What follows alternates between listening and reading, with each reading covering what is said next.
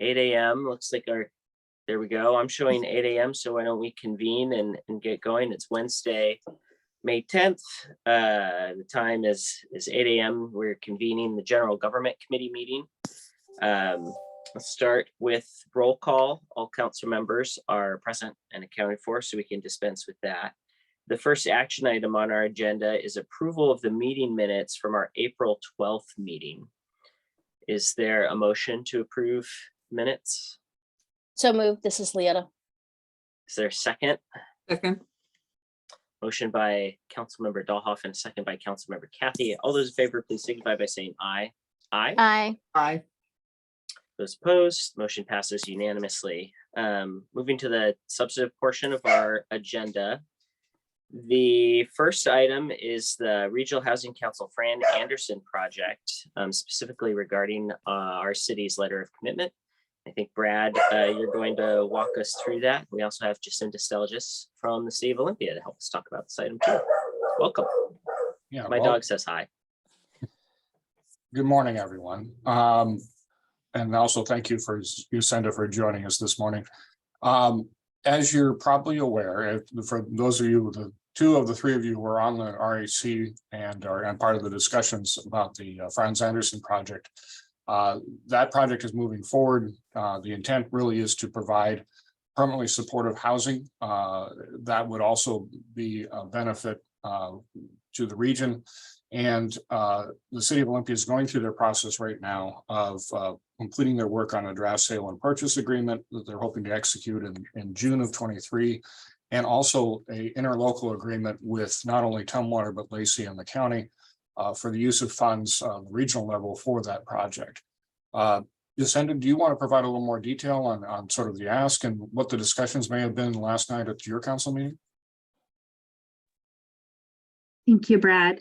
Yeah, so we took this item to our council last night, and it was received very well. So it was just a briefing to our council, no decision making. But at this point, representatives from Olympia, Lacey, Tumwater, and the county scored proposals. Lehigh was selected. We are moving forward with a purchase and sale agreement. There's a draft agreement that has already been sent to Lehigh, and they are reviewing. And I'm sure we'll have some suggested changes that will be coming back to us. Our goal is to have that purchase and sale agreement executed or authorized and executed at at the very latest, our June 20th city council meeting. And then separately, so that purchase and sale captures, again, the real estate transaction. We'll be executing an operating agreement with them and a restrictive covenant to make sure that the site is used in perpetuity for permanent supportive housing, and that everyone is very clear on the operations of the housing and the expectations. Those items, those two documents will come a little bit later after the purchase and sale has been negotiated and worked through and executed. But our council did receive it well yesterday. I didn't have any concerns. Did want to make sure that all of our regional partners were informed and kind of, you all knew where we were in the process. And opened, we were open for questions or any concerns that you all might have as well. But things are moving along, and they're moving along well at this point. Good question. You said it before we open for the council questions. Is there a specific ask that you would like the council to provide in terms of, we mentioned a letter of commitment from the city and what form that may take? Yeah, so at this point, yes, a letter of commitment for the ARPA funding that has kind of verbally been committed and discussed at the Regional Housing Council level. We're asking the same from, Thurston counties will be ARPA, and then Lacey's will not be ARPA, but will be coming from that jurisdiction. So a letter of commitment, and then after the purchase and sale, we will be moving right into an interlocal agreement. So we are hoping to execute an interlocal agreement with all of the jurisdictions, just one agreement for Tumwater, Lacey, and Thurston County funds to come to Olympia, and for us to disperse those funds instead of Lehigh having to, put in invoices or requests to each jurisdiction. So that is kind of the second layer request, or I guess information that we wanted to share with you all. Are hoping to have an interlocal, probably more like that June timeframe.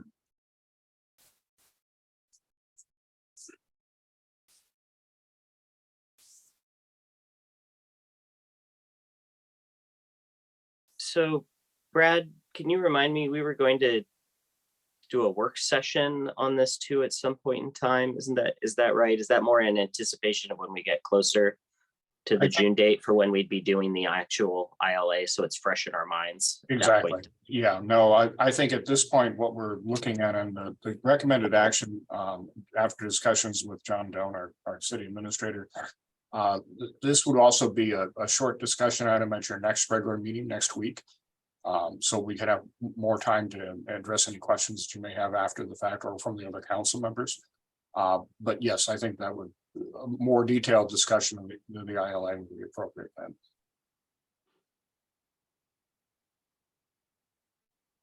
So, but for our meeting next week, the recommendation in our packet is that we put the letter on the consent calendar. So would there be a supplemental discussion beyond that, or are you suggesting it should be on formal consideration? It should be on formal consideration. I think the city administrator moved a couple items after we had prepared the packet. So this is one of those that moved from the suggested consent to consideration. Okay. Got it. Joan, Leetta, do either of you have any questions or comments or anything? Okay. Well, I don't think we have any other outstanding issues.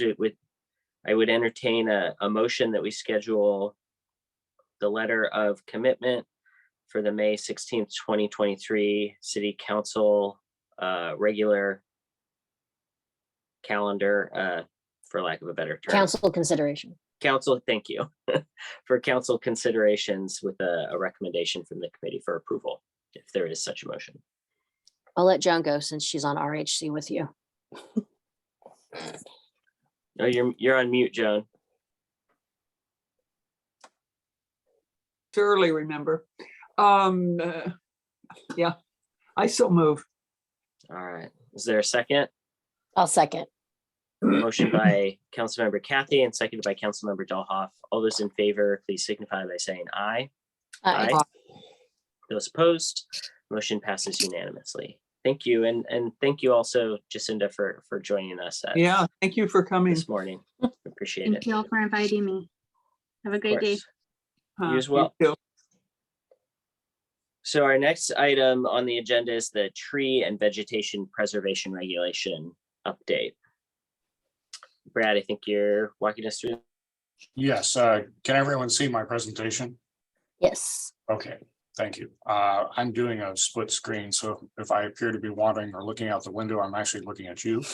I want what this is a general update for the General Government Committee on where we are in the process for preparing the amendments to our current tree and vegetation preservation ordinance. Last night, we had a briefing with the tree board and the planning commission together to go over the general amendments that are being proposed and also the structure of the discussions that we'll be having this summer. So I wanted to bring the General Government Committee up to speed on exactly what was discussed last night. And also we have some questions for you. So there will be audience participation as part of this. So I just ask you to be aware of that. The presentation is fairly dense. So as we're going through that, if you have any questions, please interrupt me and I'll try to answer them as best we can. And we'll just get started here. So we're going to cover a number of issues here. First of all, we've got the general issue of why we're doing this in the first place. I'm going to pose two questions to each of you. These same questions were asked of all the planning commissioners and the tree board members last night. And then we'll go into a little bit of the background about the reasonings why we're pursuing this option right now. We'll talk a little bit of how it relates to other city strategic priorities. We'll provide you with a summary of all the actions we've taken on the project to date. We'll walk you through the language in the draft amendments. We'll talk about a couple of related issues that have sort of popped up after the fact or haven't been included yet in the amendments, but will probably need to be included in the amendments. Give you a quick update on the status of the two other urban forestry code updates. And we'll also go through the schedule for the public approval process for the ordinance. As you're aware, the issue really is that our tree and vegetation preservation regulations have not really been substantially updated since 2006. With the urban forestry management plan being approved by council in 2021, with the overall guiding principle of right tree in the right place, there are a number of actions identified in that plan. One of those is to update these particular regulations. This really is to the purpose of this presentation, and also the staff report that accompanied that in the packet, is really more to provide you with an introduction to the overall amendments and also to give you a roadmap for review. The expectation is not that you have gone through each of the amendments and the short staff report that we prepared, but really to make sure that you understand or have an understanding of where we are in the process, and you're able to ask questions after you've had a little more time to review this material. The two questions I'd like to ask each of you, and I'll ask Chair Althauser to guide this, is number one, what were the big takeaways from you from the community conversations and the public outreach that we've done in the past 6 months? And number two is, what is the primary issue that you want to see addressed as part of these code amendments? Michael, if you would be able to start. Yeah, thanks, Brad. Should we come off the screen share to have a little bit? Well, then we wouldn't be able to see the questions, though. I don't know. I mean, some of the takeaways I think that I had was that, you know, when we do talk about right tree in the right place, I think that sort of resonated, and that the public, I think, was in agreement with that. At least I didn't sort of see divergence sort of from that philosophy, from what we talked about and from the conversations that I've sort of been made aware of and have participated in personally. So I think that our sort of North Star in that sense, I think, is a good one. And I don't see the need to divert from that extremely. And in terms of the primary issue that folks want to, that I think we need to see addressed, I think it's never been totally clear to me, like, what in terms of the code provides significant protections in terms of development. Like, what is the requirement for the number of trees to be not cut down, if it, for lack of a better term? Like, I think what would be helpful for me is, personally, if I was able to get a greater understanding of where the bright lines are in terms of code, because it's kind of dense, and if I have difficulty interpreting it, you know, I don't think I would be alone in that sense. So I think, like, simplification is an important value to me, so that it's understandable and digestible by the public and by people who are either want to make amendments to their property, or maybe they are trying to stir economic development in our community, which is, you know, something we need as a city. So finding balance, finding simplicity, and those, I think, are some of the primary issues that I want to see articulated and expressed. But also obviously very interested to hear what you have to say, Lietta and Joan, about some of these sort of takeaways.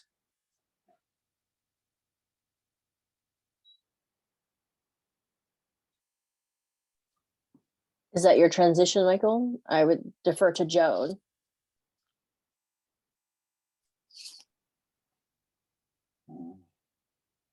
And why is that? Because last night you mentioned your favorite shirt that you're wearing. And so I know that this has been one of your jams for a long time. So I'd love to hear your insight and then add to it after you're done. Okay, well, when we talk about the right tree in the right place, the people that I've talked to immediately think of street trees. They don't connect that with the trees they see coming down in terms of development. And the response is, they've taken down all those trees. There's no tree in any right place, and nobody's going to replant that much. Of course, now I'm coming from a side where people talk to me and are frustrated and actually angry about some of the removal of trees. And I know there are some areas of the city that have more, I don't even know what we call them anymore. You know, I don't know what is a significant tree. What does that mean? Which one of these designations is that? It's not maybe a heritage tree. It's a significant tree. I don't know. There's confusion about it. And an issue I want to see addressed is what is the city code in this? I mean, it seems like anybody can get a permit as long as you can, if you can take down, what is it, 6 trees off of your property in 3 years. Do I have that right, Brad? Mhm. Yeah, that's a lot of trees. And can you just cut down any tree, any size, any whatever? And people don't know that. And they think it's a nuisance tree if some people do, if it drops its leaves at a certain time. I'm very frustrated about this because just last week, over 200-foot trees that nobody here in this room, and maybe even if we joined arms, could get around the trunk. And they cut the tree down, and another one. Well, they haven't cut anything down on their property in years, and blah blah blah. Right. I had to leave. I couldn't listen to them keep cutting it. Now, I called the city and I asked about it, asked if they had a permit. Oh yeah, they have a permit. I said, has anybody been out to see this tree or see these trees? They sent us a picture.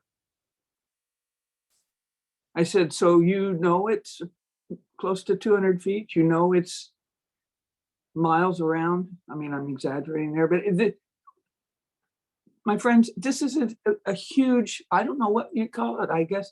I don't know what heritage, I know what heritage is. I don't know what legacy is. And these trees, at least 4 or 5 of these trees have come down in my neighborhood in the last year or year and a half. And that is what bothers me about this. And I think our replacement, people are not happy, as I'm not, with our replacement, how we do replacement. Those trees can never be replaced. Now, these are on small lots, so people they said, well, it's dangerous trees. Well, if it's dangerous, it sure took you one heck of a lot of work to get them out of the ground and cut them down and do whatever. I don't think they were going to fall on you. So anyway, I'm really concerned about this number of trees you're allowed to take down with a permit from the city where nobody even looks at the tree. And where is to use Michael's term, where's the bright line in some of these? Where is the line that I know we talk about not having staff for things, but there's no need to have regulations if we don't enforce them and we don't look at things and we don't whatever. And then, yeah, and then just we can't kid ourselves about thinking that we're cutting down huge swaths of trees that are impacting the climate. And I think, and some people I've talked to, is that we don't have a good balance yet between areas where we're doing development or whatever, and you just clear the land and build the houses, and replacement by some standard that isn't understood by the average person isn't satisfactory. So I appreciate the work that's being done on this, because there hasn't been anything, like Brad, you said, for excuse me, a number of years. And so I appreciate it, but I just want people to be aware that around this city, trees are coming down that shouldn't be coming down. And they're not just for development, they're just, people want them gone. So I'm tired of seeing and hearing them come down and having the people say, and the city say, well, they got a permit. We saw a picture, or whatever. So that's my morning rant. I hope it answers at least part of one of the questions. So what I want to see addressed is that part of the code. And as I read through, there's sections that I'm, going to have to wait, Brad, because it said still under construction, so to speak. And, you'll be working on that and whatever, but I think bright, clear lines in some of these things, like Michael said, is very important, very important. Leota, do you have any comments you'd like to add as well? Yes, thank you. And thank you, Joan, for that. So I'm going to do the reverse. The issues or the concerns or the questions I still have is reading the code. I just focus on the proposed, otherwise I get confused, right? So I just focus on the proposed and reading it, clear direction of where to go in the code regarding new development, redevelopment, and current development, right? And so I got hung up on the process, like what does it look like? And first starting with current development, right? So the example I have is a couple years ago, all of my neighbors, right, were taking trees down, right? And I had to get some trees trimmed and removed from my solar panel. So I appreciate that solar panel piece in there, right? That process. My question is, looking at the proposed regulations, I don't see anywhere for a tree waiver permit. And then reading what I read, it sounded like you have to take a photo, you have to identify and measure the trees, and then there's a 28-day waiting period. And so I'm wondering, how would someone who doesn't have a computer do that? So accessibility. How does someone who doesn't have the internet do that? How does someone who doesn't know technology do that?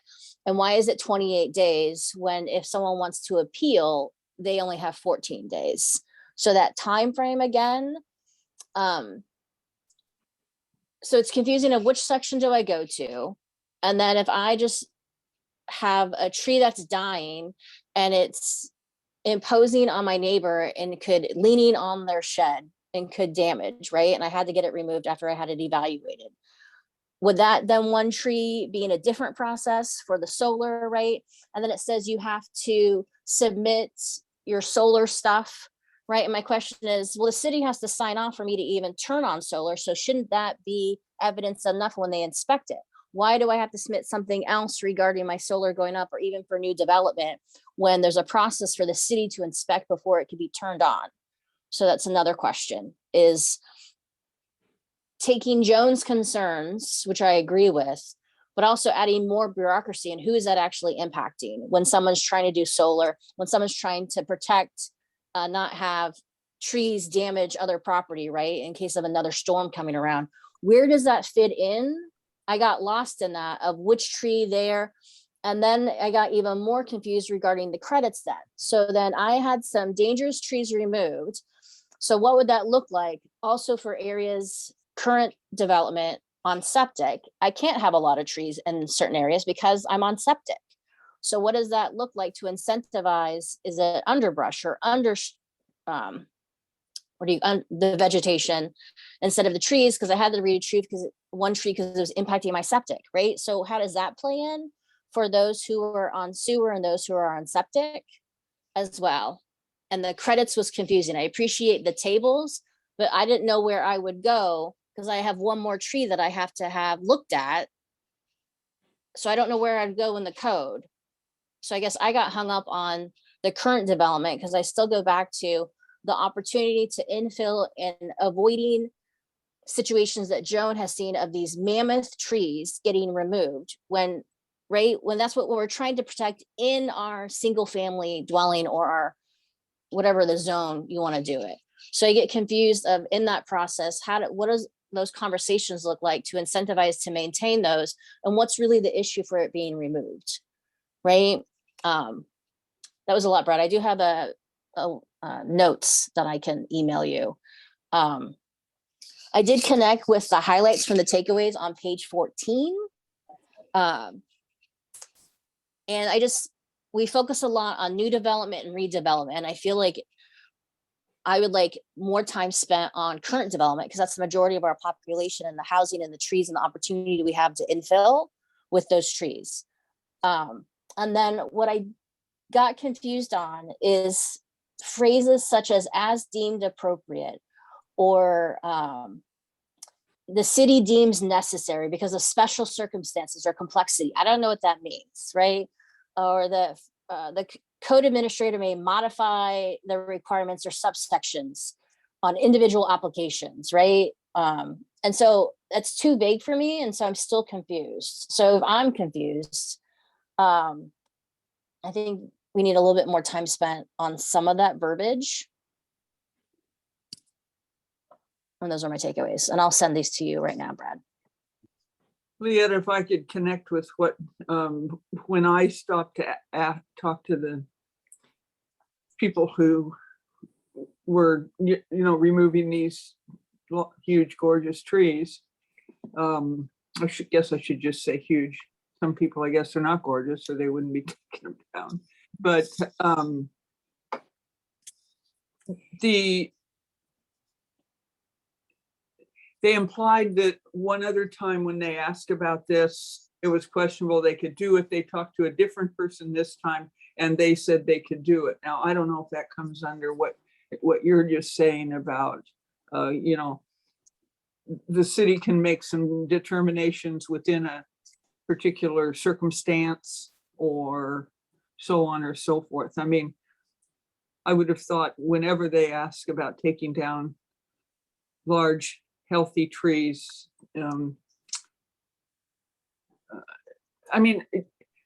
I can't figure out from reading this if the tree is healthy, but maybe now its roots are too close to your garage, or you want to build a patio now or something, and these trees are in the way, but it's okay to cut them down.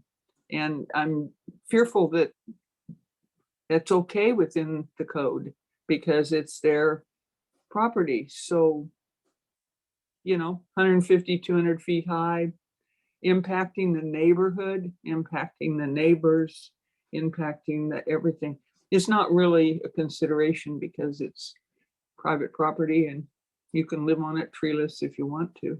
So, and people just told me they called the city and sent in a picture along with probably some kind of a request, and nobody ever came to see it. So I don't know, Brad, do we do that? I noticed it says in there that you send a photo. Is that the main way that you give out tree permits to cut down any tree by a photo? I can certainly follow up with our permitting staff to find out what their process is. I don't necessarily know the exact details of that, but I can certainly talk with Alex and Tammy about that. Yeah, and Alex is the one I talked to, and by the way, very, very helpful, very knowledgeable, very patient and kind, and understood completely. I had the addresses and he had the pictures. Mhm. Yeah. One of the things that I think was contemplated by the gap analysis was a distinction between like we just have one type of permit despite what kind of, like for a personal residential property, there's just the tree removal permit. But I think the gaps analysis highlighted that you could have minor tree removal permit and major tree removal permit, which could have more stringent requirements for when you get to a major tree as opposed to something like on my property, we had to, well, PSE removed it because it was interfering with the power lines, but it was like a volunteer. So that kind of has the papery bark. I don't even remember. Yeah. It was like, I don't know, 20 feet tall and maybe 20 years old or something like that, that had to be removed because it was literally moving the power line. That I would strike me as like a minor tree removal as opposed to something that you've described, Joan, that would be more sizable, more significant, and maybe have more stringent regulations attached to it. Mhm. Right, I guess going along with that is I would like to see more time spent on the more complex issues and streamline the smaller, like incentivizing and supporting solar and what that would look like and those initiatives, right? To not add more bureaucracy and more steps and more check-ins and more submittals for supporting people to go to solar. Yeah, the other thing that came to mind to me from your comments, Joan, was the user guide that's also contemplated by the gap analysis. Like when we're talking about making, and your comments too, Leanna, when we're talking about trying to make things simple and having, you know, the ability to interpret and understand what is not allowed just as much as what is allowed, you know, having a user guide both for the public and for people who might be developers seems like a logical tool to develop and have. Mhm. And we have asked our consultant, the Watershed Group, to prepare a scope for doing exactly that. We need to get through the code first to sort of make sure we got the structure for that, and then we can translate that into a user guide. Yeah.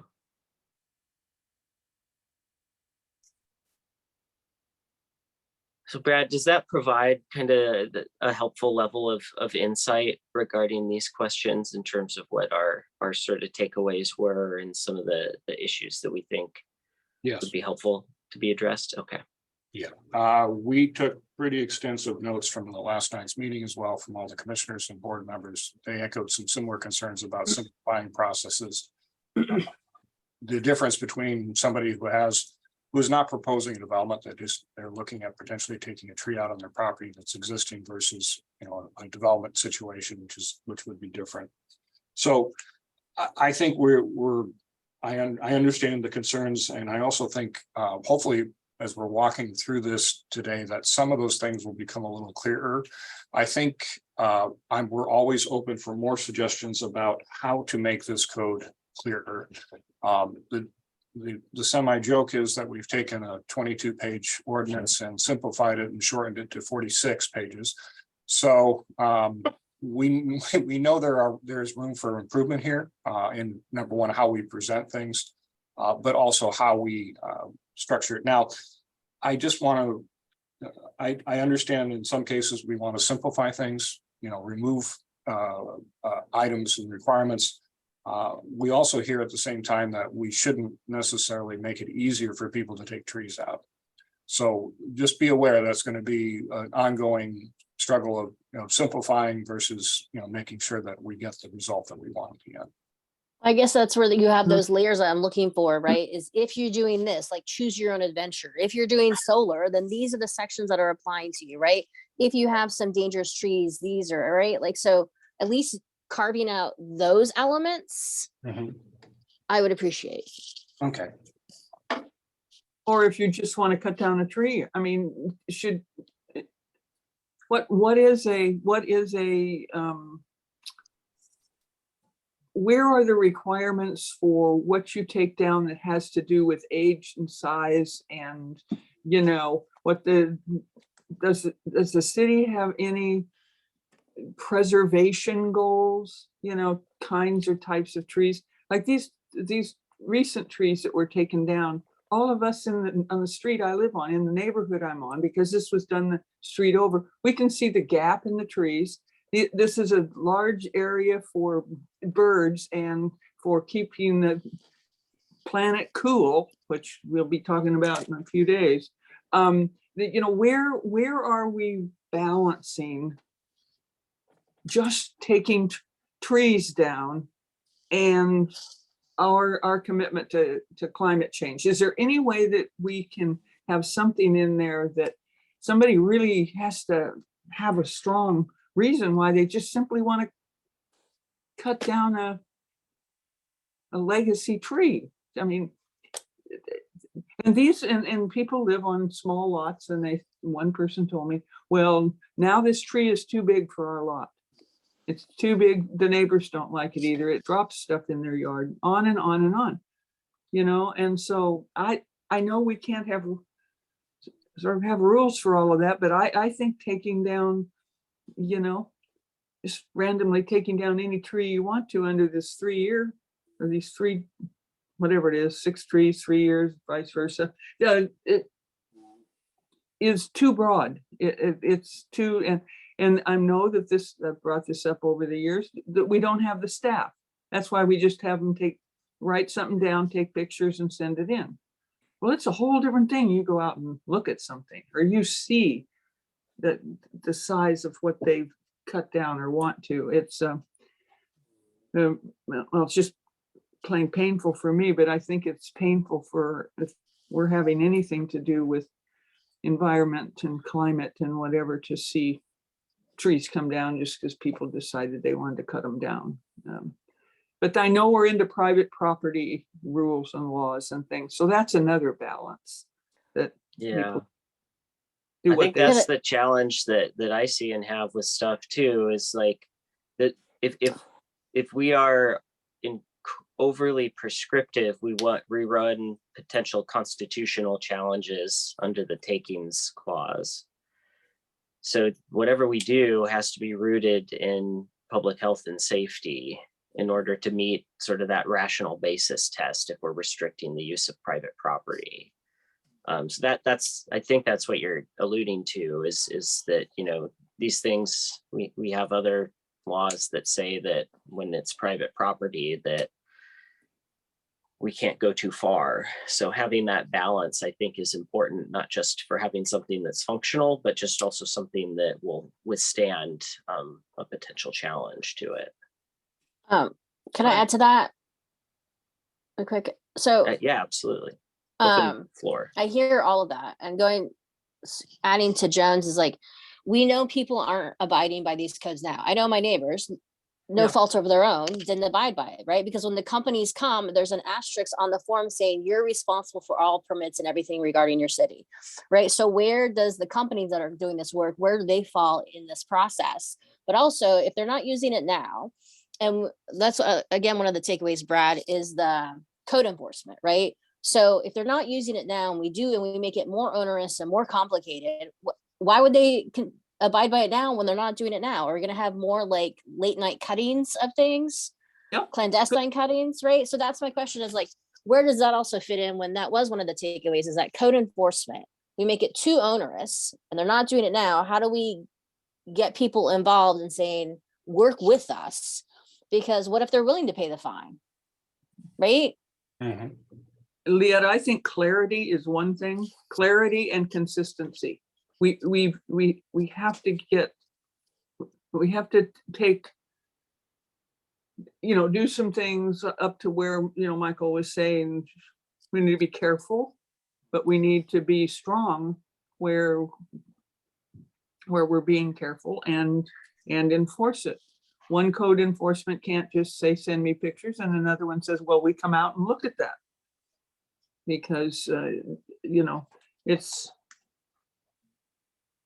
different, and some people are never going to go by it. I mean, There was also a question, adding to that, Joan, is in some of the code regarding who comes out, who's qualified to do an assessment. And one of my questions is the equity piece on that, of their burden on people who can't afford that, and what they're actually trying to do, and the expectation of submitting. where does that fit in? I'm just thinking of people who don't have the disposable income to do that, right? Not saying that their claim is not valid or not, but the equity of paying for a certain certification, where does that come into play as well? Well, they Or have to pay, assistance? they have to pay to take the tree down, so they must have something there. And it doesn't take a whole lot of money to measure the trunk of a tree or whatever. I mean, I don't know if we had more staff or what, but years ago, the city came out and looked at an absolutely gorgeous Douglas tree that was on the property that I lived on, my mother lived on, renting. And we had a hatchet man for a landlord. And he, this for no reason whatsoever, he wanted to take this tree down, and the city said no. It was not bothering anybody, whatever. So he began poisoning it. And we said that to him. The city came back out and looked at it and verified that he was doing something to it. But there's nothing, I guess, you can do, and whatever. But I'm just saying, the service that we and the neighbors got, did this as a group, was very good, and came out and looked. So I think that some of this, correct me if I'm wrong, Brad, is a staff problem. We don't have people going out and looking at things. I mean, some of these people I've talked to, they've never seen anybody from the city. They've only had neighbors complain or do whatever, and they've communicated with staff on the phone, and we're positive about that. So I don't know. I don't know if this calls for a different or a new way, or back to the old way of showing up now and then. And the people, Leetta, who do the cutting of the trees, like you say, they say, I'm not responsible for the permit. They can be pretty caustic about being questioned because they feel like they're at fault. And why are you nosing around looking at their work, kind of thing. I've gotten that in the last few months. I'm just asking, I just asked one guy, how many trees are you taking down? He said, it's none of your business. And I said, well, I just live in the neighborhood, and I'm just wondering how much longer we're all going to live with this terrible noise and listening to trees hit the earth, and how many you're taking down. He said, well, you can ask the people who live here. So there's lots of things going on, and I don't think that we want to be aware too that we don't want to stir up negative things in a neighborhood and have people policing one another either. So it's a touchy thing right now, I think, and I think climate change doesn't help I want us to help the situation. Yeah, I mean, I hear that. The service I use, they were actually great, and they've been here for generations. And he was actually interested in joining the tree planting commission, right? Because he wants to be a part of the discussions, right? So I think it's the whole spectrum. What I want to know, what I'm like to discuss further, is in that process, the checks and balances of the companies that do work in Tumwater, that follow through, or that submittal of the work, or some summary, or like some database that they can input of, right? So that we can also, when we're updating our tree canopy for the city, that's another check and balance. So that's where I'm like, where are the companies doing the work? Where are they at in this process?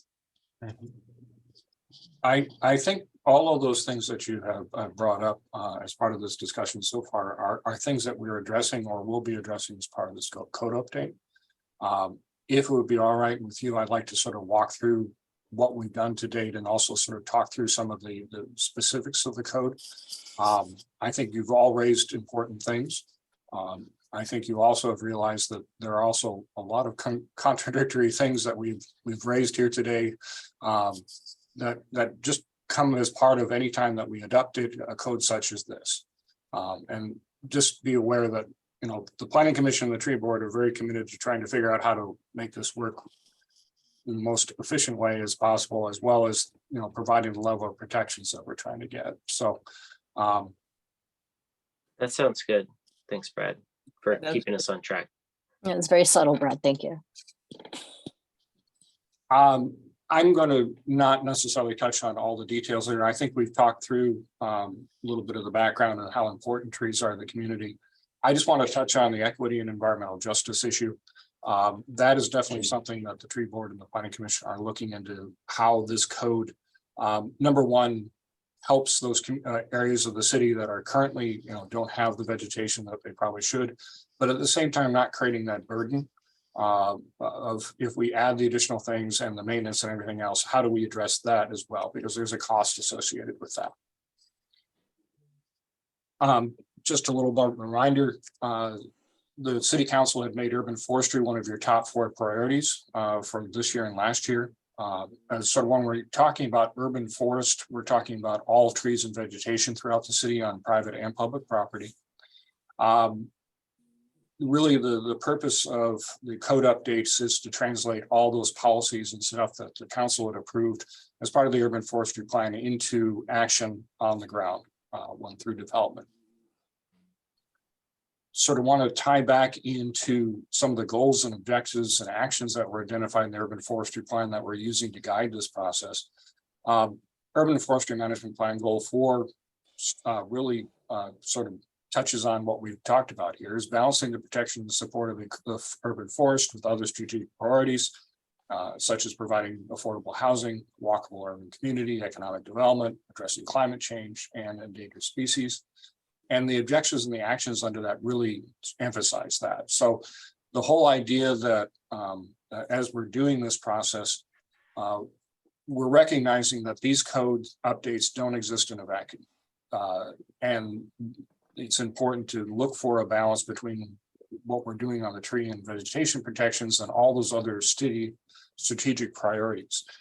I also want to make it clear that this balance is not just when we're dealing with tree preservation. This also applies when we're dealing with affordable housing and other things of that nature. So perhaps the best way to provide more housing in the city is remove all regulations. Well, that's not necessarily what we're looking to do because that creates a whole series of other problems. So we're trying to keep that mindful as we're doing that.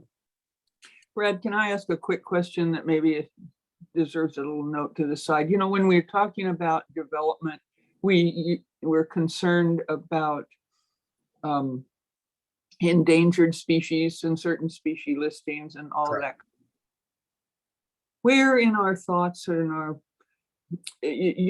codes, and when we're thinking about, for example, taking down the trees in a neighborhood, where we're thinking of the creatures? I mean, we are taking away habitat. Now, the regular, not regular, but the beautiful and variety of birds that fly around anyway in my neighborhood are slowly having their habitat eroded. And so when we talk about it, if we could put something somewhere where we're saying that we recognize that part of the reason we're trying to balance our tree ordinances and removal and plantings and whatever is to honor or is to care for or to keep the species that we have. I mean, every time something big comes down or some space is made from removing vegetation or trees, I think, well, now where are all those creatures going to go and live? Kind of thing. So anyway, I was kind of looking for how we might say that, and I usually only find it when we're talking about endangered or listed things. Just a thought. So as a suggestion, I would suggest looking at the purpose statements for this section of where we talk about why we're doing it and what's important for us. One of the things that we're doing as part of the code is when we're requiring a certain number of trees to be kept on the property. That's a surrogate. It's not just for the trees, but it's also for the other values that the trees provide, whether we're talking about climate mitigation or habitat value and so forth. So for our purposes, there's a bit of simplification that goes on with the understanding that, say, for example, a larger tree has greater value for climate, greater value for habitat, et cetera, but we don't necessarily require an evaluation for each of those trees to go. We're trying to simplify things so we get multiple values from one process. But that's definitely one of the things that we're looking at. There are instances, and we'll touch on this, where there is federal, state, or local habitat that's protected under our critical areas ordinance. And habitat applies to both vegetation and animals, where like say, for example, Gary Oaks and the species that are dependent on the Gary Oaks are protected under that section of the code. And we're going to rely on that section of the code to do those protections because it's probably stronger than, and there's actually, and going back to Michael's point about withstanding challenges, we can, it's more defensible to put those things in there than in this part of the code. But I think the general habitat, general things we're trying to get at in other ways through this code. One thing I think I really want to mention is whatever we end up with, the proposed amendments are likely going to be result in more cost to the property owners, homeowners and renters as they comply with those regulations, as well as increased cost to the city for not only enacting, but also enforcing those regulations. I think we touched on that a little bit. The process and the requirements we have are going to be a little more complicated than they are currently because we're trying to achieve some very specific goals. We're obviously looking at ways to reduce that cost, but I don't think, I can't be honest and say this is going to be either neutral, nobody's going to see an increased cost, or so forth. So I just want to keep that in mind. We're definitely obviously thinking about how we keep costs down and getting back to requirements, say for an Arbus report and so forth. There are ways to mitigate the costs for particular income groups, but I think that would be a discussion point for the council about resources to commit towards that. And also, I think there's an issue of how if we want to have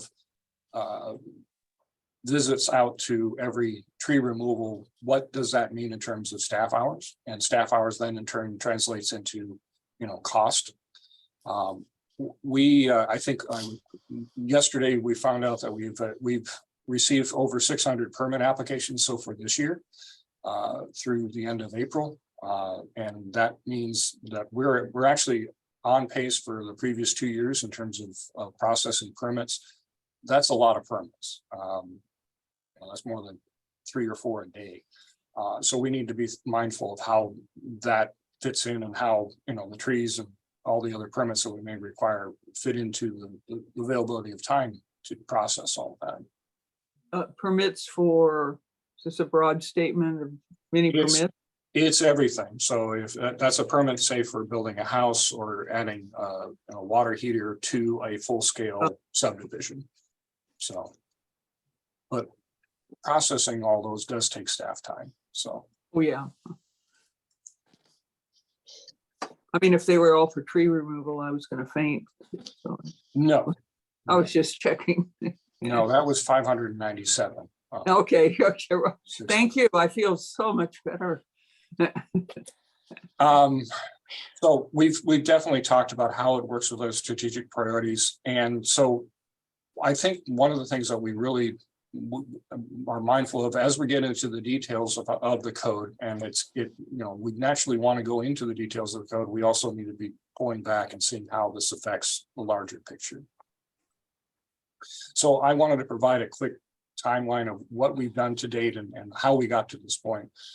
We hired the Watershed Group, the consultant, to help us with this process last summer. Starting in the fall, they started work on the public engagement process. Did a lot of research and analysis. They prepared the draft gap analysis that I'll touch on. We have completed the community conversation process. The initial public involvement process and all that was completed earlier in the spring.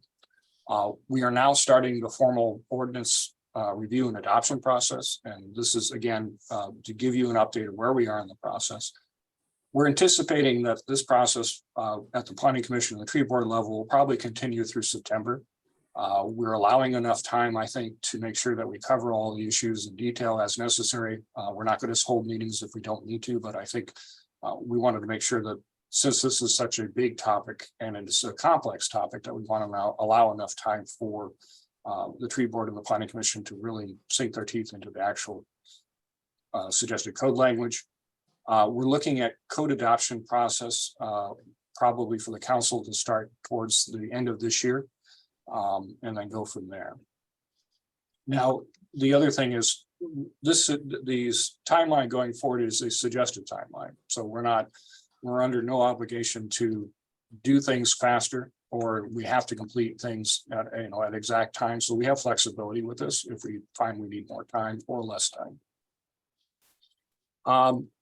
Public engagement, there were multiple things that were done as part of that. I'll just sort of touch on some of the highlights here. There's a online open house and website. The tumwatertreecity.com is still active and will be active throughout the project and be updated throughout the project. If you want to review any of the videos from any of the recordings from any of the community conversations, they're all there. All the questions that we've received, all the public comments we've received, survey results and so forth are all on there, including copies of the gap analysis. And as we do these code updates, we'll be posting those as well. So you can see what has been done and what the discussions have been. We had a fairly extensive community outreach process. We had a 14,000 piece mailing to all city residents to letting them know the process. And through in addition, we also had a lot of social media outreach. Probably the heart of the process, in addition to the community surveys that were done online, were the community conversations. That started in November and finished in January. The first community conversation really focused on introducing the project to the interested people. And we asked for input on specific questions. You'll notice that some of these things will be repeated in a number of different ways, but how to address environmental justice and equitable allocation of resources, what kind of programs and incentives can we use to encourage tree planting and reforestation, how do we preserve and replace trees, how do we designate trees and groves, and how do we allocate tree account funds. I want to highlight one thing, and that's the grove issue. Currently, in the proposed code, we are defining groves as any place where we have 3 or more trees.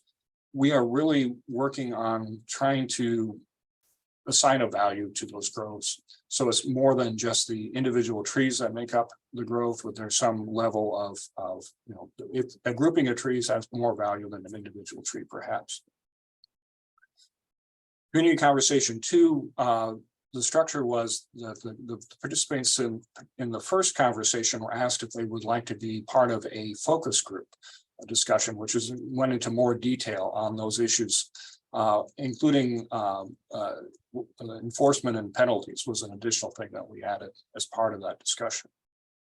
And finally, community conversation 3 was the summary of what we had done to point. And then we also focused on how do we quantify tree retention and what are, again, our incentives that can be added for tree preservation. So carrots and sticks is part of the code.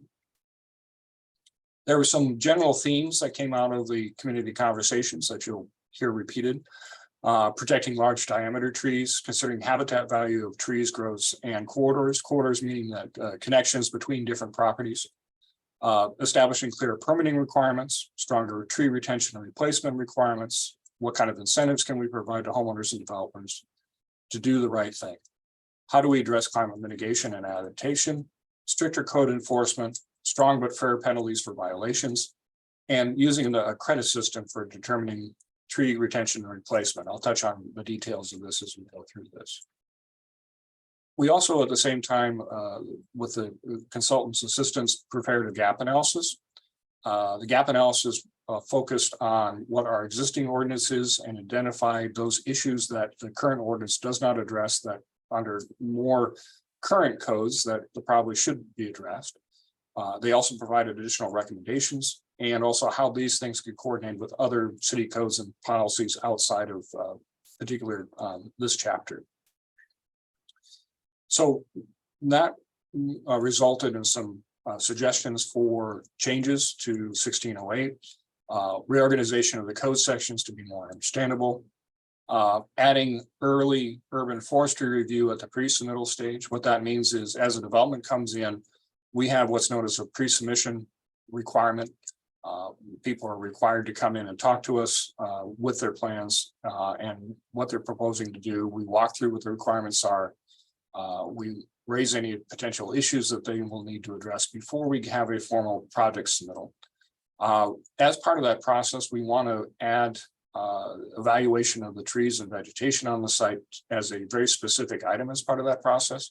So there'll be more detail required upfront before a formal application is submitted. We're hoping that process will result in the ability for staff to hopefully influence perhaps, suggested development by saying if you have a large area of trees here, does it make sense to use this perhaps as part of your landscaping or as other things rather than just clear the site and go from there. There were suggested additions in regard to what an arborist report should contain, what site plan requirements should be there. Tree and retention replacement standards were obviously a large point, and also the major and minor permit types that we'll get into in more detail. Very similar priority topics came out of the gap analysis that we also heard through the community conversation process. One thing I'd like to add is just a maintenance requirements for tree tracks was also another issue that we're going to be paying attention to. In terms of the draft amendments and what was provided in your staff report, because we are what we normally do and what will be provided as part of the ordinance, part of this process will be the traditional strike through and underline version.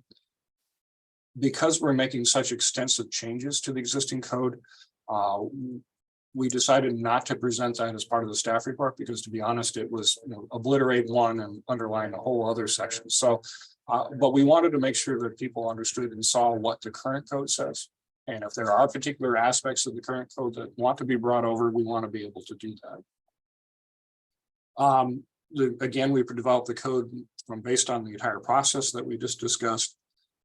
We are still in the process of reviewing with internal staff, that's including permitting and consultant, as well as our city attorney, some details of that proposed code.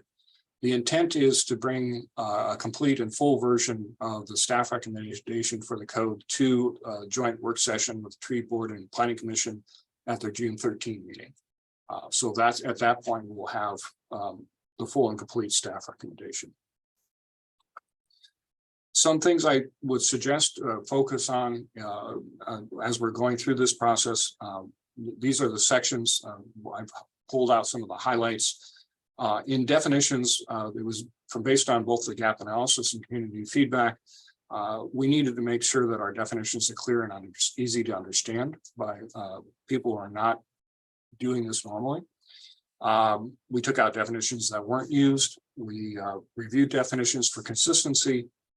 We added some more definitions for trees, and I'll sort of touch on what those are, and also other definitions as needed.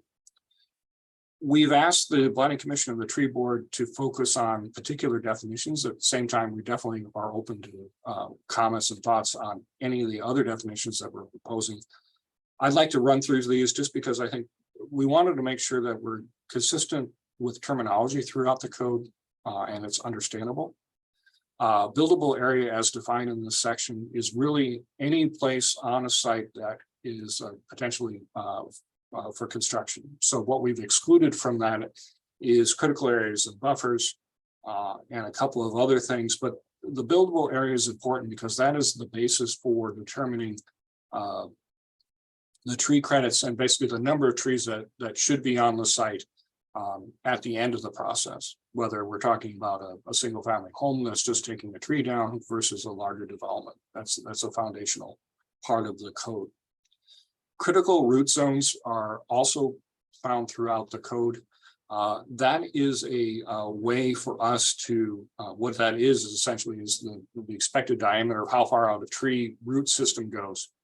Anything within that critical root zone, it has the potential for harming the tree. So when we're talking about protection of trees during construction and other processes, we want to make sure that people are out of those areas. And those things are part of the plans that we're reviewing and approving. Development is an important concept throughout the code, and it's defined really This gets at the difference between a major and a minor permit. Development that occurs is anything that requires basically a project permit from the city for outside of a building. So if you're doing an internal tenant improvement or you're doing a remodel of your house entirely within the house, that doesn't trigger the requirements for tree retention of a major sort, but everything else would. We touched a little bit about grove trees and how we're trying to make sure that those have a little bit more value than the individual trees that make them up. We ask that you take a look at the hazard, unhealthy trees and nuisance definitions within there. Those are all different concepts, but they're all part of the code. Landmark trees I want to call out because we have a hierarchy of trees essentially. We have the basic tree, which is anything 3 inches or more at diameter at standard height, which is diameter standard height is the diameter of a tree at 4.5 feet, which is about chest height. The reason why we defined a tree as 3 inches or more is we needed to also establish what vegetation is, because this is tree and vegetation preservation. The next level is a significant tree. And significant tree is a 6-inch tree at diameter breast height or greater. And significant trees are important because that's the threshold that we start to look at for tree retention and replacement. There are some values assigned to trees below 6 inches, but they're not necessarily required to be retained. Landmark trees are the next level up, and there is a table in the definition sections that defines what a landmark tree is. It's not a straight 24 inches or 20 inches or more in diameter kind of discussion. It really depends upon the type of tree. In some cases, the type of tree, when it's a significant tree or when it's a landmark tree, may be all the way down to 12 inches in diameter or all the way up to 24.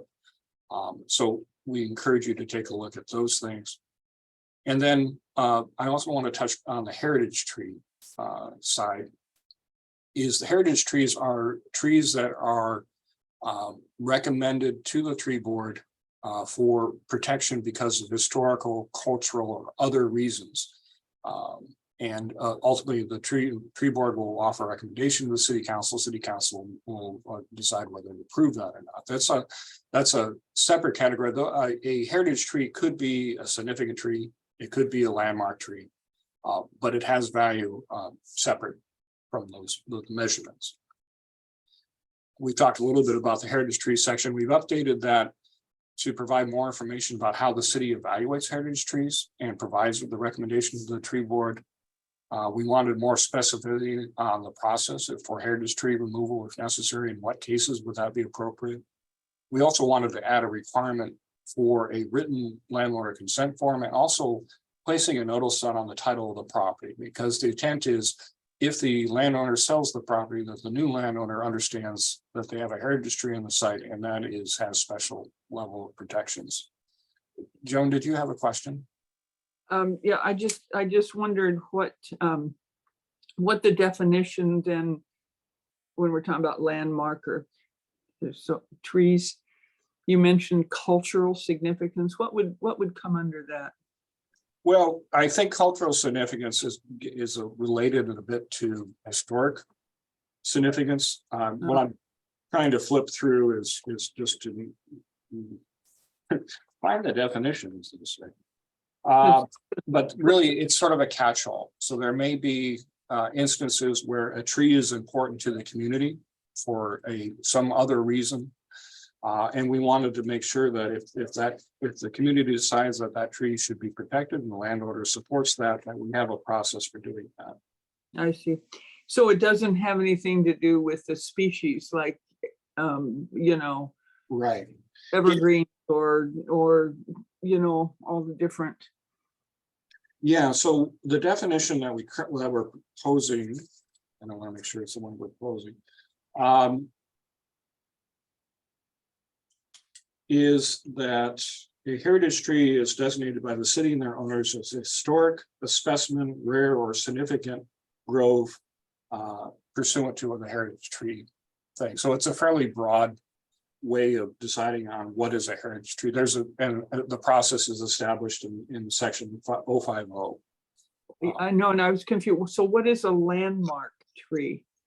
A Is land- that A with some, landmark tree is based on the type of tree it is, like say a big leaf maple would be, for example, and the diameter at standard height. So for a big leaf maple, for example, 24 inches or more would be landmark tree. For a Pacific Padrone, 8 inches or more would be a landmark tree. In general, if a tree is not on the table, it would be 30 inches or greater. And then heritage trees are sort of landmark trees by default, but they also have their own special set of requirements. thanks. Landmark trees. We have a whole section on landmark trees, so we've added that. The size for thresholds for landmark trees, as in similar codes, new codes for tree protection throughout the state have varied. What we're proposing is something I think that works for the city of Tumwater, but is definitely something we can have discussions about, adding, subtracting trees and so forth. We've mentioned a little bit of how we're going to be addressing critical habitat protections for trees and vegetation. That includes both species of trees and vegetation that are protected on the state, federal, and local level. Will continue to be addressed as part of our critical areas code, because I think that provides even a greater level of protection. And we just note that greater protections for landmark trees, how do we balance those with other strategic priorities and homeowner, property owner rights and responsibilities? And Brian, it's our first thing. You know, sometimes you hear said, well, this tree was diseased, or it has a dangerous crack, you know, 150 feet up or something like that. Do we have anything that we, as a city, would spend the time, the energy, the money to try to keep that tree, like trim it or treat it or shape it or something to try to keep it? Mhm. Yeah, in the how we deal with hazard trees. So the example, say, if you've got a tree that has a limb broken or something, a fault in the trunk or something, we have a process for identifying and addressing hazard trees. Number one is the evaluation of whether, number one, are they truly a hazard? Is it a fixable situation? Is it not? That is part of the evaluation process. Also for healthy and unhealthy trees, we have a similar thing. An unhealthy tree may be in some cases varying degrees of health, and how do we make it healthier, or is it possible? Those kinds of things. Or really the concern is we want to be able to address unhealthy trees that are becoming hazard trees, is what it becomes down to. But in those situations where we can hopefully, resolve an issue before we have to take a tree out, we want to have that as part of the code. Thank you. Yeah.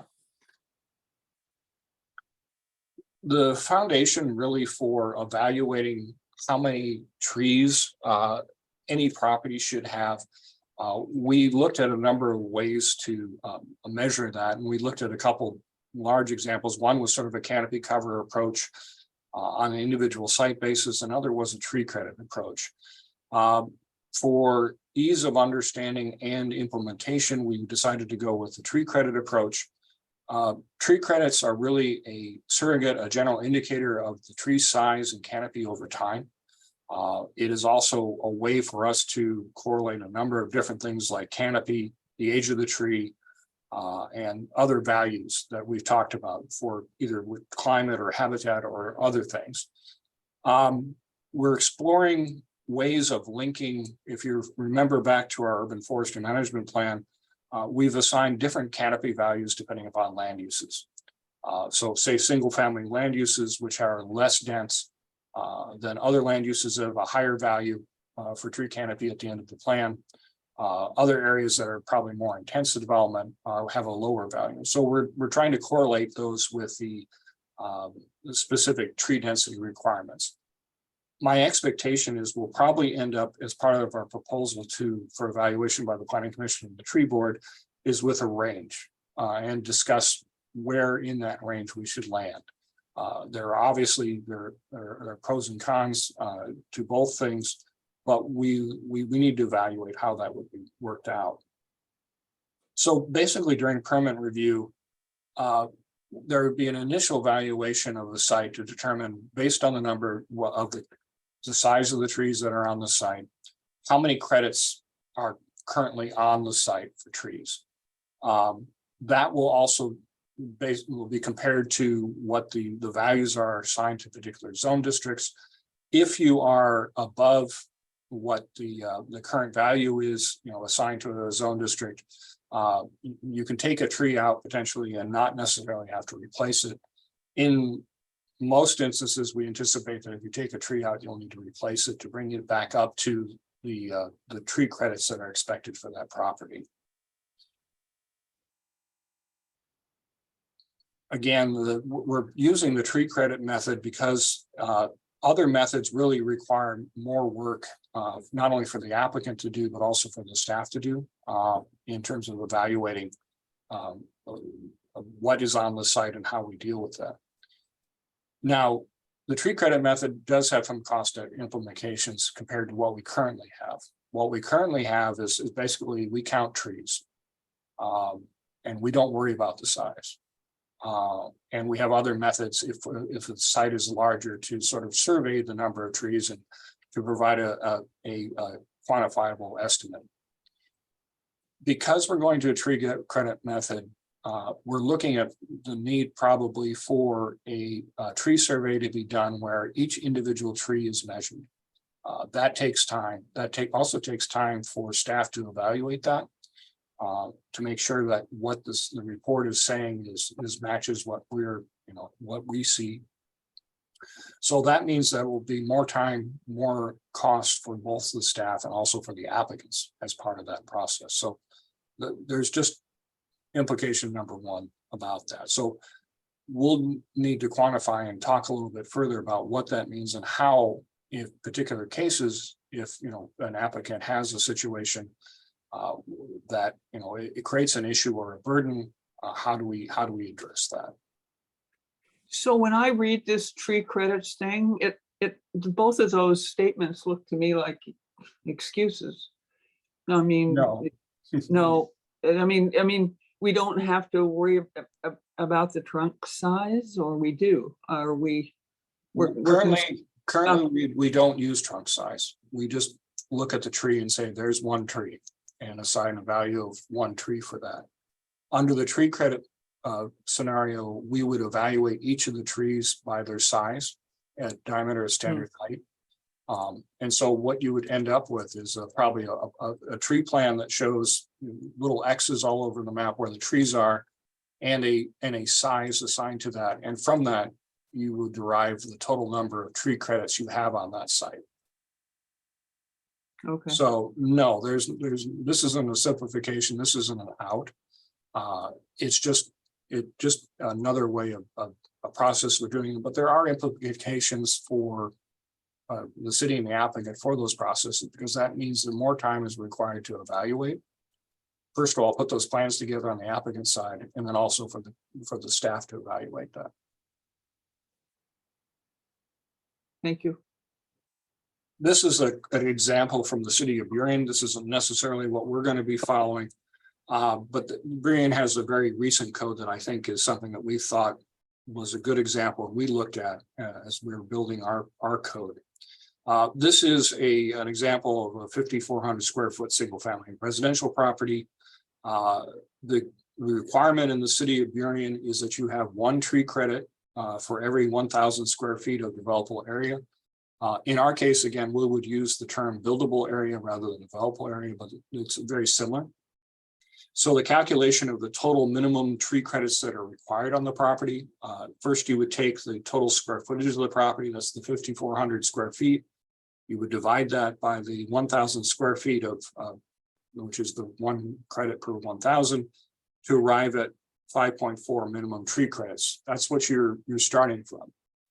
That is on the site. I mean, would be required to be on the site. On this particular site, they have a number of trees of different sizes. And the way they have measured their trees, for a 20-inch tree, they've assigned 4 credits to it. For 6-inch trees, they've assigned a single credit. So they've taken the measurements for all those trees, added them together, and that gives them 13 tree credits. So in this particular case, they could take out trees without needing to replace them because they exceed the value of what they need to provide according to the regulations.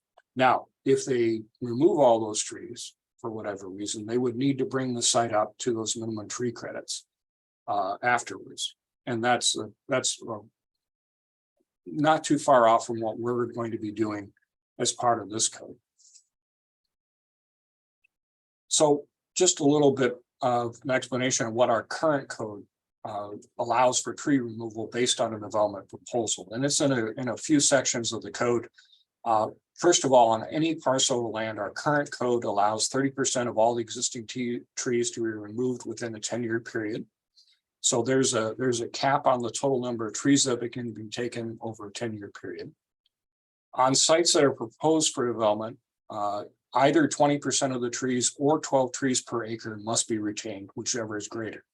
Again, that's we're just counting trees. We're not worrying about the size right now as part of our current code. And then there's also the requirement that 6 trees for every 3 years can be removed on developed properties. And that's what we're talking about when we're not having a development application, except in those cases where we have heritage trees or green belts or critical areas. So that's what our current code is. What our proposed code is will be much tighter in terms of what is going to be required to be, what can be taken off and how that works without a permit and so forth. That was definitely clear from the gap analysis, the conversations, and the conversations we've been having with the council. There's a section called the tree account. This is important because this is an account where all anything that is charged either as a penalty or money is paid in lieu of planting trees or however else goes into a particular account. There are, as part of that, there are specific things that we can spend that money on that are identified. And we really think it's important that we look closely at making sure we cover those particular areas properly and describe those. Getting into the tree and vegetation removal permits, we have created some new permit types that are differentiate based on the project size and type, development or no development. We are looking at more specificity in our permitting types to sort of look at streamlining permitting process, because that's definitely something we've heard. So we more efficiently allocate our staff resources for small scale permits versus large scale development permits, as well as that scaling applies to the applicants, what they need to provide and so forth. We're hoping that the more specificity will also aid in our enforcement process. And also being able to monitor the long and short term trends of tree removal in the city. All of these permit types have their own requirements for what needs to be provided for applications and level of detail. As I mentioned, our current version of the code is a general land clearing permit. We're taking out that land clearing permit and replacing it with minor and major tree and vegetation removal permits. I want to point out the names here. These are not the full names that are in the code, but just for simplicity, I shortened those for the presentation. So minor tree removal permits would be for tree removal on properties that are not part of a development permit application. That's in any, say, a single family where all they want to do is remove a tree. There's a specific process for that. That is less detailed than the major tree permit, which again is for tree removal on any other property. Touching first on the tree removal not associated with development. These are administrative approvals We define when tree replacement is required. So if a tree comes out, this goes back to the tree credits. We would need to, first of all, determine the total number of tree credits on the property, what the loss of credits would be if the trees are taken out, and then the comparison to determine replacement. It also establishes how many significant trees can be taken out without a permit.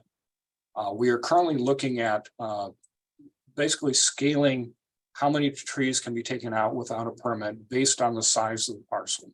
And that we're also looking at the range, currently it's 6 trees per 3 years.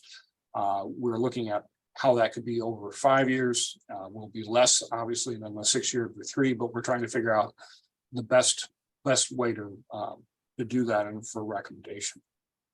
Brad, so this minor tree removal permits, and these tree permits on private property or single trees or whatever, really goes to what I was saying at the very beginning. I mean, if age and size and possibly significant and whatever is what this is, then, minor tree removal permits are going to be, for people's convenience or fit in the 3 trees or 6 trees, or, I don't know why this seems so slippery that, people can be cutting down big, large, significant, way bigger than the, 24 diameter or 6 or 8. I guess I don't understand how a city controls this, and maybe they don't. And so eventually, if you want all the big trees in your yard cut down, you could do it over a period of time.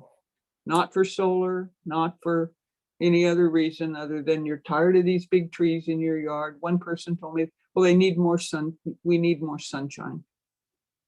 They weren't putting up solar. They just wanted to cut down this big, beautiful I pine. think that this does layer on top of the tree credits though, right, Brad? That's right. I don't think you would be able, under the hypothetical that you just said, Joan, I don't think you'd be able to cut down all of the trees over a period of time. Everyone in the city will have to abide by these rules that include the tree credit program. So you would literally not be able to do that. I think what minor refers to is like, are we talking about someone's house, like a tree in their yard, or are we talking about like a development where they have to clear land to build a sizable building or something like that? Like, I think that's what this is talking to. And all of this is layered with the tree credits for the minor one, right, Brad? That's correct. So the tree credits establish how many trees again, the trees would be of various sizes, how those credits work out. There wouldn't be a situation where a person would be able to take all trees off the site without making sure they meet the minimum tree requirements. So that's an important concept. I also think we need to keep in mind that there needs to be, as Councilmember Althauser had brought up, we need to be able to justify this and make it defensible. We were not going to be able to have a situation where we can prohibit somebody from taking a tree down, period. Because I think that could be legally challenged. Unless we have, unless it's a larger issue that it's a state listed endangered species, et cetera, there has to be some level of flexibility in there. But I think the fact that, number one, we don't have a tree credit system now. We don't have a value that each property needs to be at, a minimum value. I think this is definitely a step, an improvement over what we currently have. I have a question. When you're done with this, Joan, do you have more with this? The question I have, Brad, for areas of our city where current development is on septic and have drainage fields, would that area be subtracted from the parcel size because you couldn't plant trees there anyway because of the drainage field? Yeah, now you're starting to hit on some other things that we're still evaluating. So Okay. septic fields are number one.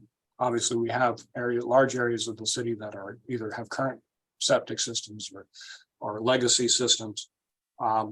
We're also really, and this is the reason why we're still kind of struggling with the larger issues of the tree credits and everything else, is we have some very small lots now in the city.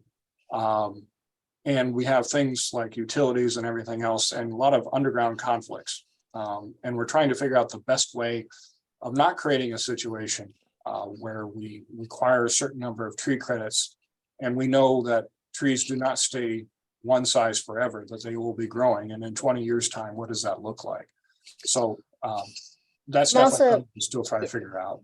I'm also thinking about, we're trying to incentivize infill, like accessory dwelling units. Correct. So that placement in space as well for larger parcels, like that's what I plan to do as I'm a caregiver. And so is there a piece moving forward, that educational piece of helping me save my larger trees, but also helping me care for my elder and having the ADU? Mhm. Yeah. So Brad, we're at 9:30. Just to do a time check. I just want to see how many more slides we have for this one, yeah, because we have another item that we have to take action on before we conclude. yeah, thank you for the reminder. No, I think we can move fairly rapidly. Okay. The remainder of the slides. But to get back to Councilmember Donhoff's point, yeah, now we got to see how more complicated this gets. And this is, it's one thing to assign a value and be done with it. It's also another thing to see, okay, how does this actually work? Right. So- Right, like having those conversations, like Joan, of like, you have a large tree, you want to remove it, like, is there an educational component of the benefits to that tree, right? Whatever the rationale and reason, what does that conversation look like of the importance of that tree and what it means to our habitat and our critters and, right? Temperature control, all those things, like where is that in all of this? So yeah. Yeah.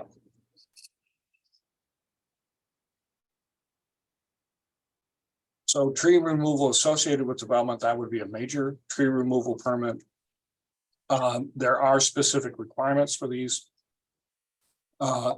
Any permit on out of a major permit would need to be submitted and reviewed in conjunction with any other project permits. That could be anything from the building permit up to a preliminary plat application.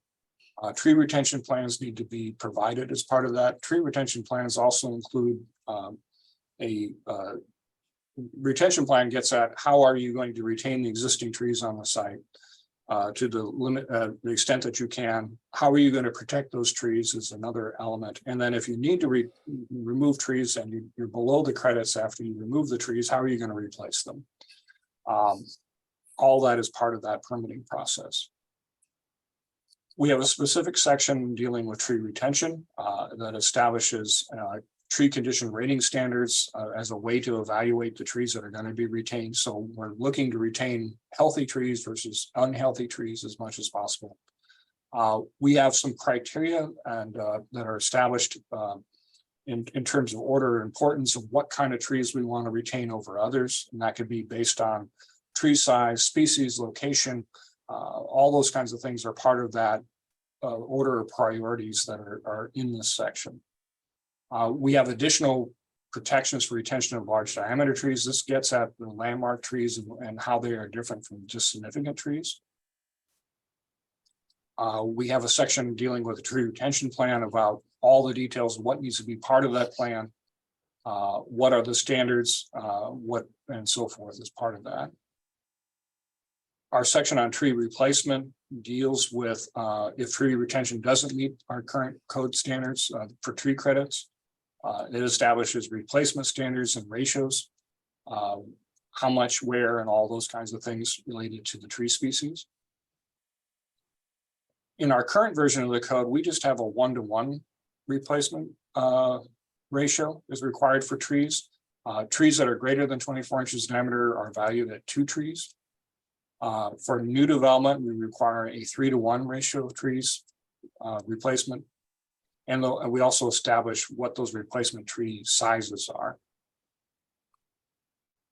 We deal with maintenance and construction in the code. This covers a number of things from the ongoing maintenance requirements, how those are established in maintenance agreements, Maintenance could be two things. It's the initial establishment period, 3-year establishment period, to make sure that those trees that are planted as replacement trees survive, as well as any protected trees survive after development. And then ongoing maintenance past that point. We have standards in there for tree pruning, maintenance on city property, what happens if you fail to maintain, and also performance and maintenance bonding.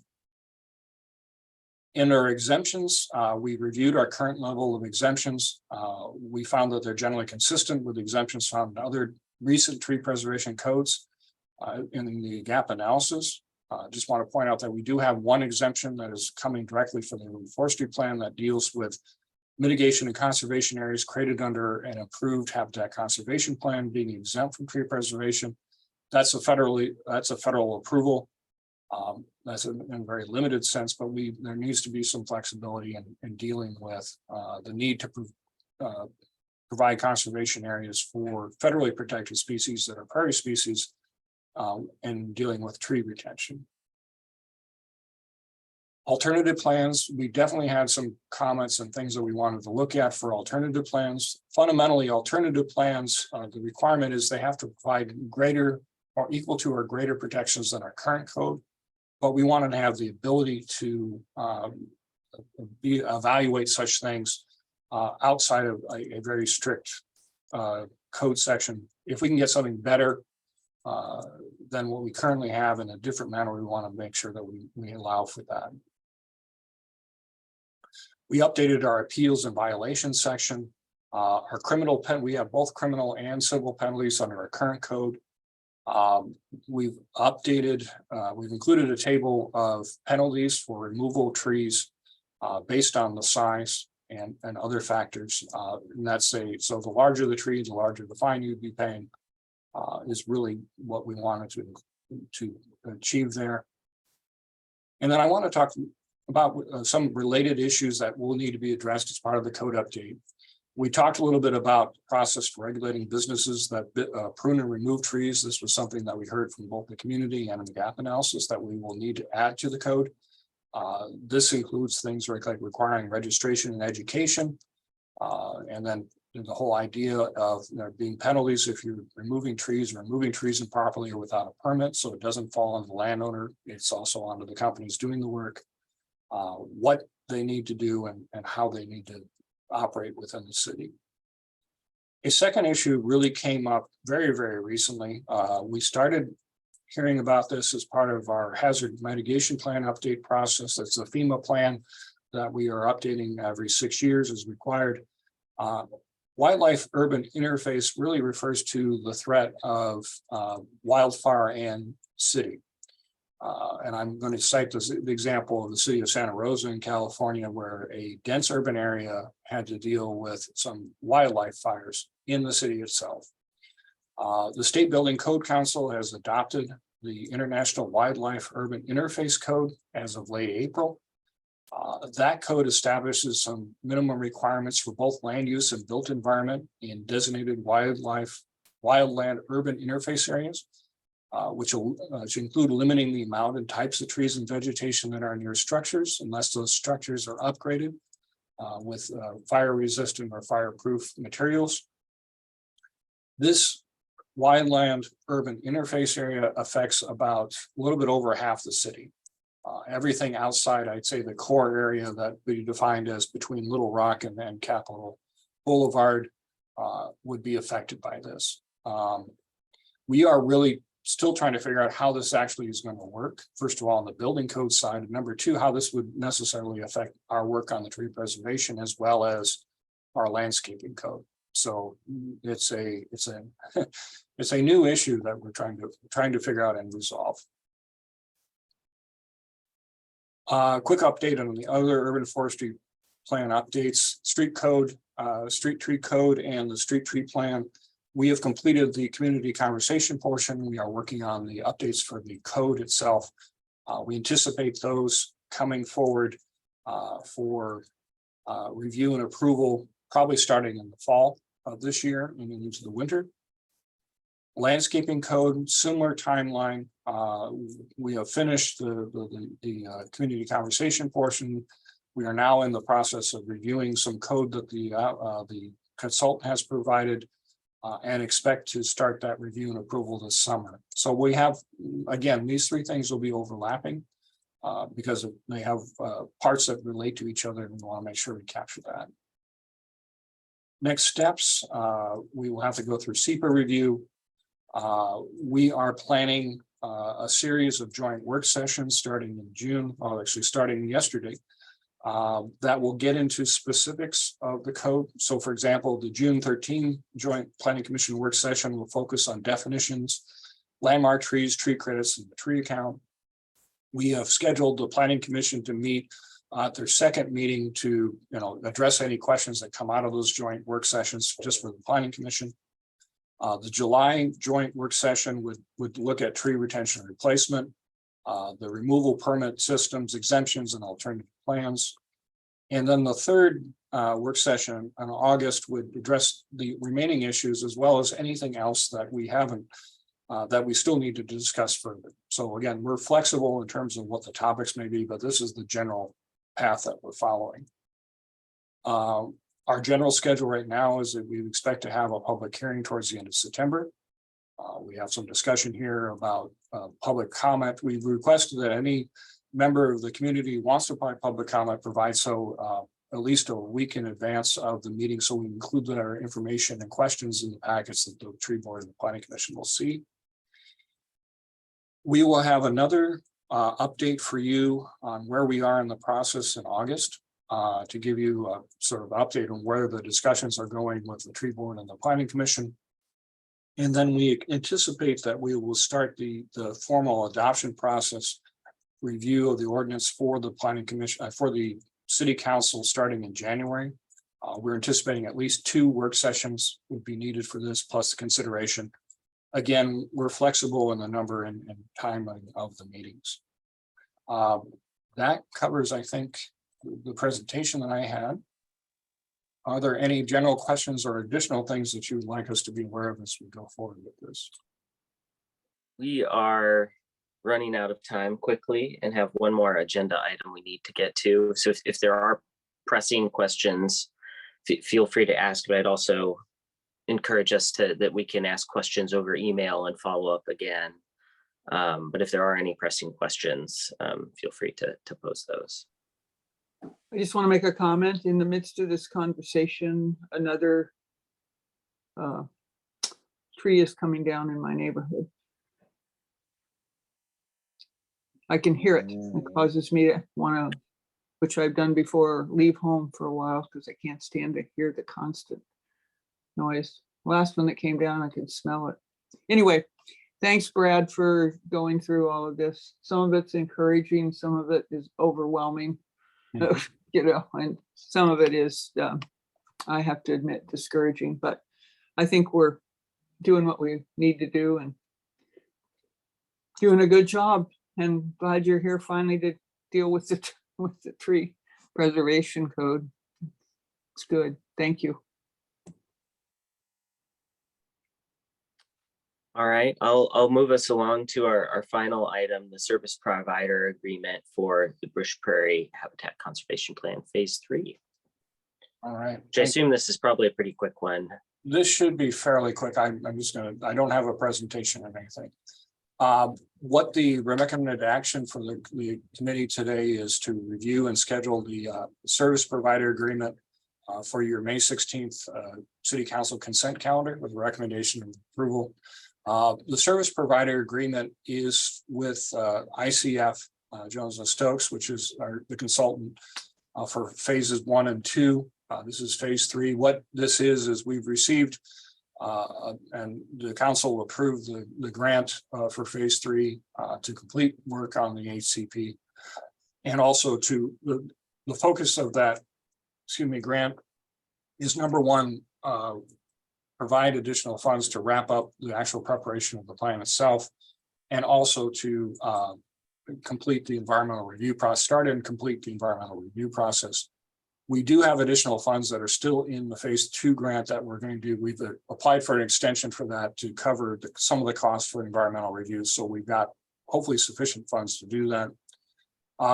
The other focus of this particular agreement will be preparing all the things that we need for implementation of the HCP. That's everything from application materials to tracking internally to all those kinds of things, education for applicants and all that kind of stuff. The grant came to $225,000. The service provider agreement, I believe, is for $304,000. That includes our required match from both the city and the port to complete the work. So if you've had any questions based on what you've been able to review in the packet, I can answer those. Does anyone have any questions? Seems pretty straightforward. I do not. Yeah, it is straightforward. Okay. With that, I guess we would entertain a motion to schedule the service provider agreement for the May 16th, 2023 city council meeting for the consent calendar with a recommendation for approval. If anyone has So a moved. motion. So moved. A motion, is there a second? Looked like you seconded, Joan, but you were muted, but I could read your lips. Motion by Councilmember Doff, seconded by Councilmember Kathy. All those in favor, please signify by saying aye. Aye. Those opposed, the motion passes unanimously. I think that brings us to that was our last item on the agenda. There are no additional items, I believe, correct, Brad? No. All right, well, with that, I believe we are adjourned. Thanks, everyone. Thanks for sticking with us throughout, and thanks for the briefing, Brad. It's complex material, but I'm glad we dedicated time to it. Have a good day. All right.